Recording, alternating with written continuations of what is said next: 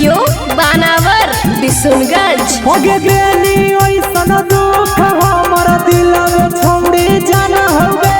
बेनी ओइसन दुख हमर दिल में छोड़ी जाना होगे। सावन में गांजा हटाना होगे। लभरवा रोज तोर काना होगे। सावन में गांजा हटाना होगे। लभरवा रोज तोर काना होगे। होगे देख ले हमारा तना के तोरा माना होगे।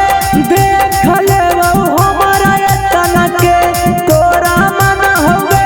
सावन में गांजा हटाना होगे। लभरवा रोज तोर काना होगे। सावन में गांजा हटाना होगे। लभरवा रोज तोर काना होगे। लभरवा रोज तोर काना होगे। काना होगे। सावन में गांजा हटाना होगे।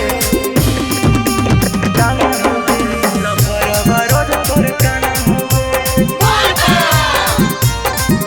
लभरवा रोज तोर काना होगे। रोज रोज पिया हियो भांग के सारा बतगे। जहिया से करे लगनी हमसे न भरतगे।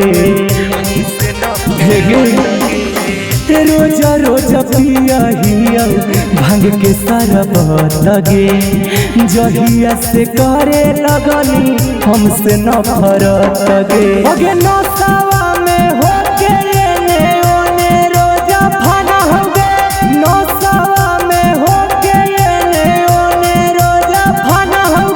सावन में गांजा हटाना होगे। लभरवा रोज तोर काना होगे। सावन में गांजा हटाना होगे। लभरवा रोज तोर काना होगे। लभरवा रोज तोर काना होगे। काना होगे। सावन में गांजा हटाना होगे। काना होगे। लभरवा रोज तोर काना होगे।